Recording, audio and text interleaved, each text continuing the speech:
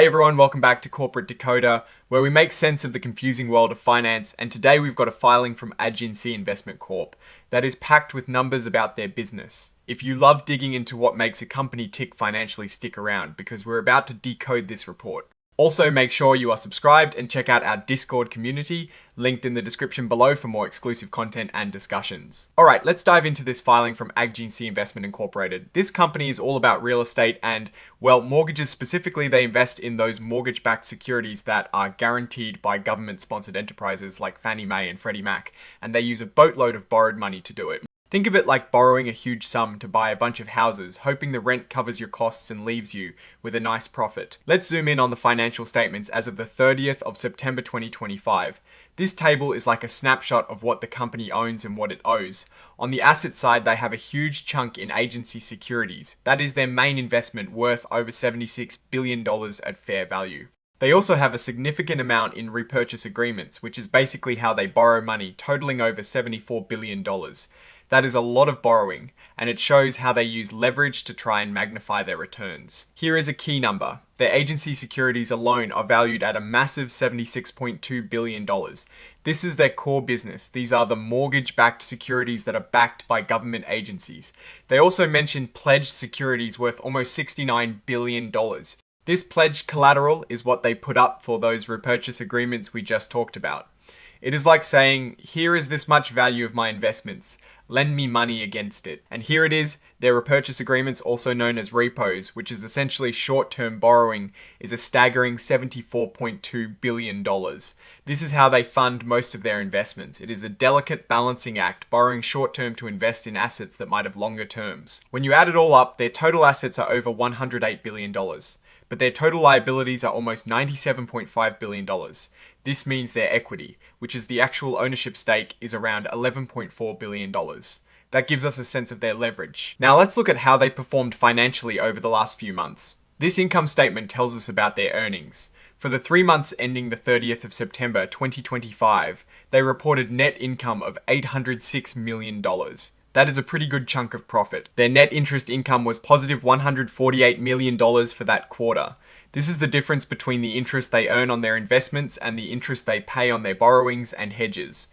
It's a crucial number because it shows the core profitability of their strategy. They also had a significant other gain net of $688 million. This comes from things like trading their investment securities and managing their hedging instruments, like those interest rate swaps. After paying dividends on their preferred stock, they had $764 million available for their common stockholders. That is solid. This equity statement shows how the ownership value changed. We can see they issued more preferred stock and common stock, which brought in more capital. They had an issuance of preferred stock resulting in $334 million. This is a way for them to raise money by offering parts of the company that have specific dividend rights. Then common stock issuance brought in an additional $1.6 billion for the 9 months. Interestingly, they have a retained deficit, which means they have accumulated losses over time that are larger than their accumulated profits. This is common for companies that are growing and reinvesting heavily, or if they've had periods of significant losses. As of the 30th of September 2025, this deficit was over $9 billion. The cash flow statement tells us where the cash is coming from and going. Over the 9 months ending the 30th of September 2025, their operating activities provided $525 million in cash. This is from their core business operations. Their investing activities used a lot of cash, nearly $14.5 billion. This is where they bought and sold their investment securities and US Treasury securities. They are clearly active traders in these markets. And financing activities provided over $14 billion in cash.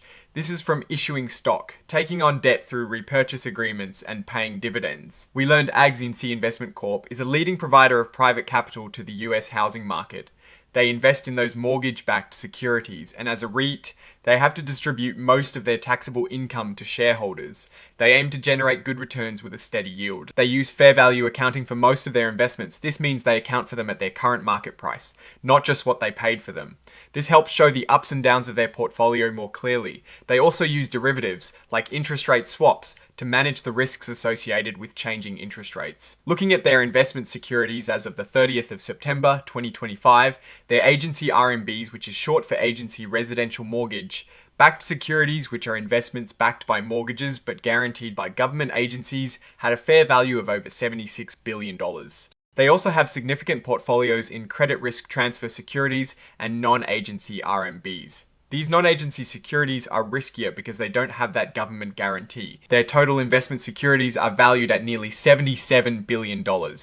This is the core of their asset base. Here is a look at the credit ratings for their riskier investments. Most of their CRT and non-agency securities are rated between BB and B, with a significant chunk, over $500 million in CRT securities, being not rated. This highlights the credit risk they are taking on with these investments. This note breaks down their borrowing. As of the 30th of September 2025, they had over $74 billion in repurchase agreements.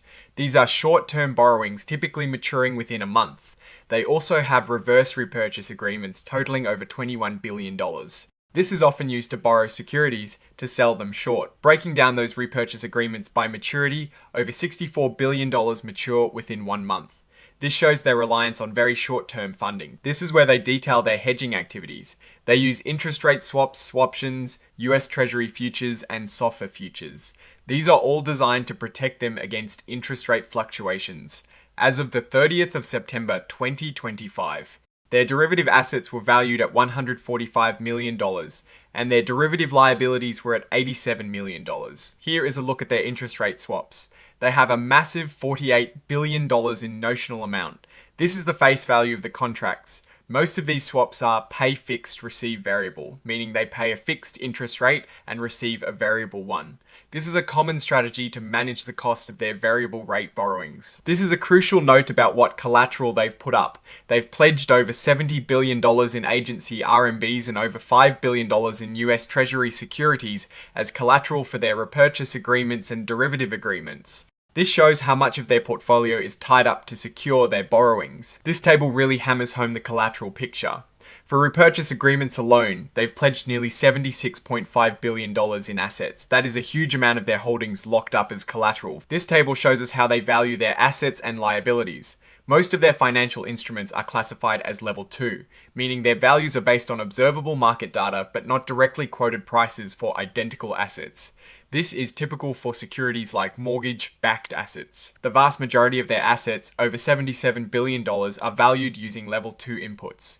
This means their value is determined by observable market data, which is good for transparency. This section dives into their earnings per S-share. For the third quarter of 2025, their diluted earnings per common share were $0.72. The diluted earnings per share for the quarter ending the 30th of September 2025 was $0.72. This figure accounts for potential shares that could be issued, like from stock options. Here we see details about their stock. They have several series of preferred stock outstanding, each with different dividend rates and liquidation preferences. They have a substantial amount of preferred stock outstanding, with a carrying value of nearly $2 billion and a liquidation preference, approaching $2 billion. This preferred stock ranks higher than common stock. They have an at-the-market or ATM offering program, allowing them to sell stock directly into the market. For the 9 months ending the 30th of September 2025, they issued stock worth over $1.6 billion through this program. AGNC is structured as a single reportable segment. They manage their entire investment portfolio as one unit, and their chief executive officer, with support from the executive team, makes all the key decisions. This is where management talks about the company's performance directly. They highlight that in the third quarter of 2025, the market was very favorable for their core investments, leading to a solid economic return on their tangible common equity. Management points to a favorable trend driven by the Federal Reserve potentially lowering interest rates. They believe this will continue to support the value of their mortgage-backed securities. Their investment portfolio grew to over $90 billion by the end of September 2025. They also saw an increase in their TBA position, which means they are increasingly using forward contracts to buy mortgage-backed securities. This is a key metric they use to track performance. For the third quarter of 2025, they reported an economic return of 10.6% on their tangible common equity.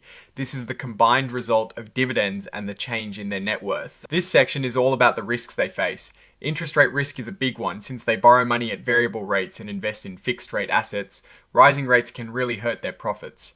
Prepayment risk is also significant, meaning if people pay off their mortgages faster than expected, they get their money back sooner and might have to reinvest at lower rates. This table shows how sensitive their portfolio and shareholder value are to interest rate changes. If rates go up by 75 basis points, their portfolio value could drop by 0.7% and shareholder equity could see a hit of 7%. That is a pretty significant impact. They also face spread risk, which is the difference between the yield on their investments and benchmark rates. If this spread widens, their investments become less attractive relative to safer options, and their portfolio value can decline. A 50 basis point widening in spreads could see their portfolio value drop by 2.5%, and their tangible net book value per share drop by over 25%. This is where those credit ratings we saw earlier really matter. This section talks about how readily they can access cash. They manage their liquidity through cash reserves, borrowing under repurchase agreements, and potential asset sales. They believe they have enough liquidity to meet their obligations. Their total mortgage borrowings, which is how they fund their investments, are substantial, reaching over $82 billion as of the 30th of September, 2025. To manage risks like margin calls, they maintain unencumbered assets, meaning assets not pledged as collateral. As of the 30th of September 2025, these totaled about $7.3 billion, which is a healthy amount relative to their equity. Now, looking at these results more broadly, it seems AGNC Investment Corp is navigating a complex financial landscape. They are heavily reliant on borrowed money, which magnifies both potential gains and losses. Their core strategy of investing in mortgage-backed securities and hedging interest rate risk seems to be working reasonably well given the market conditions they've described, especially with the optimistic outlook on monetary policy. However, the significant retained deficit suggests a history of considerable losses or aggressive reinvestment that has impacted their cumulative profitability. While they have a strategy for managing interest rate and spread risk, the sensitivity tables show that even moderate shifts in rates or spreads can have a substantial impact on their book value. Their reliance on short-term funding through repurchase agreements also presents a liquidity risk if those funding sources become unavailable or more expensive. The company's direction appears to be focused on growth and generating consistent income through their spread strategy, but the level of risk they are taking on, particularly with their unrated credit risk transfer securities and their high leverage, is definitely something to keep an eye on. Overall, AGNC Investment Corp is playing in a high-stakes game of financial leverage and hedging. They are making money in this filings period, but the underlying risks are considerable. What is your take on these numbers and what they signal for the company's future? Drop your thoughts in the comments. If this analysis was valuable, hitting that like button really helps, and subscribe for more deep dives. Don't forget to join our Discord community linked in the description. Thanks for watching. See you next time.